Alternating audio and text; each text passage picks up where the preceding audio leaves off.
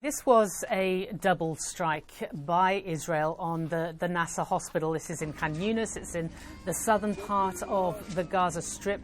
Now, we know that after that first strike targeted the fourth floor of the hospital, we understand that there were emergency workers, health workers and journalists who all rushed to the scene. Now, we have footage that we see, it was also played on live television, showing those individuals on a damaged staircase trying to retrieve casualties, one holding up a damaged video camera to show the journalists' presence.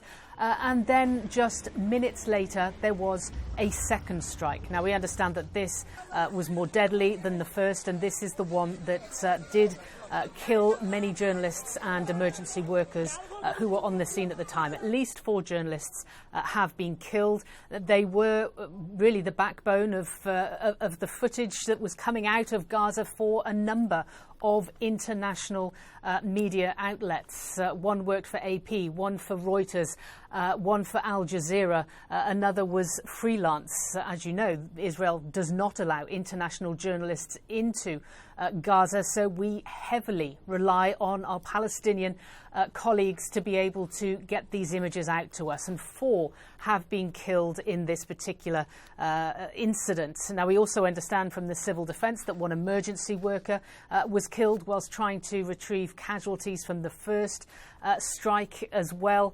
Israel's response has been that they do not target journalists as such. They say that they will have an initial inquiry as soon as possible, also saying that they carried out a strike in the area of Nasser hospital. So we're waiting to hear more, but certainly this is provoking much condemnation.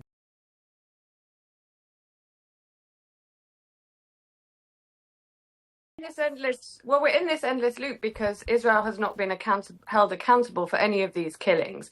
This is the deadliest conflict for journalists that CPJ has ever documented. To date, 196 journalists, if we include today's killings, have been killed. 189 of those are Palestinians killed by Israel.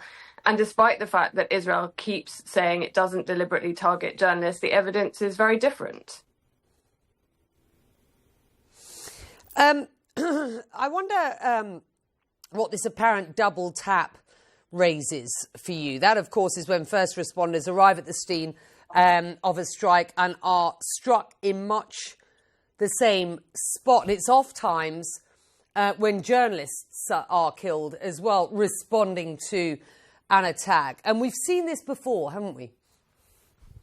We have. And just to be clear, if it is a double tap, that is considered to be a war crime. This attack, which we believe was deliberately intended to take out the camera being used by Reuters cameraman. He was killed in the first attack. Then, as you say, first responders moved in, including journalists, and they were killed in the second attack. So in both instances, it looks like Israel has committed unlawful killings, war crimes, both in the deliberate killing of the Reuters cameraman and in this so-called double tap attack subsequently. With the greatest of respect, I mean, you're the Committee to Protect Journalists, and clearly journalists aren't being protected in Gaza. And look, you've explained that, you know, until Israel changes its ways, to your mind, there's very little an organisation like yours is actually able to do. Are you in contact with Israeli authorities? And what is that dialogue? What's the narrative here? Well, we are in contact. We ask for an explanation every time a journalist is killed. We don't always hear back. In the cases where we do, often, as was the case with Anas al-Sharif and others, we hear the allegations that those journalists were considered by Israel to be terrorists. We don't get any verifiable or credible evidence from them. But you're right. Ultimately, it is extraordinarily frustrating and upsetting to be here 2 years, almost 2 years since the start of the war. We have been warning since the beginning that Israel was killing journalists unlawfully. And we had not only very little response from Israel, but very little public condemnation from the international community. And let's just repeat how we started this, the UN assessing or compiling numbers, and we are talking numbers at this point. Nobody is a mere number. When we consider 240 journalists killed in Gaza since the conflict began, this is just truly extraordinary stuff. And the stakes, of course, are enormous. As Paula pointed out, no international media, journalists allowed in other than on embeds every so often with the Israeli army. No independent news gathering by the international media allowed in Gaza. So we rely heavily on our Palestinian colleagues. I just wonder why it is that you believe Israel is giving no independent access to Western journalists at this point. And if you can put into perspective for us just how unprecedented that is and why it is so damaging. Well, firstly, let's be clear. When we say there's no independent journalism taking place in Gaza, there is independent journalism. There are hundreds of journalists who have been day in, day out reporting what is happening inside Gaza. They happen to be Gazan journalists, Palestinian journalists, in the same way that American journalists report on American politics and the situation in America, or British ones do in the UK.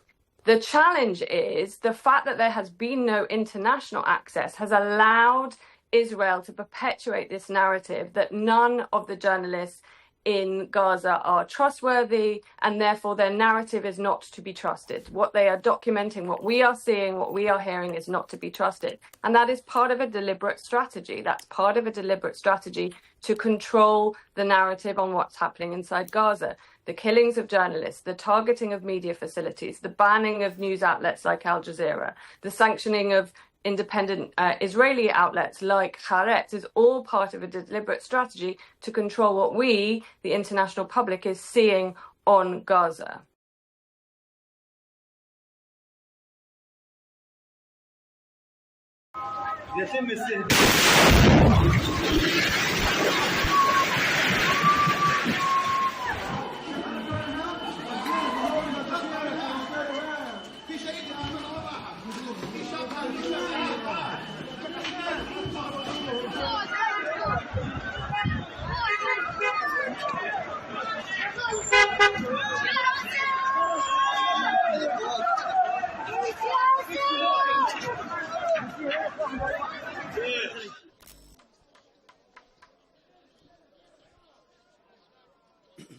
ايش شوف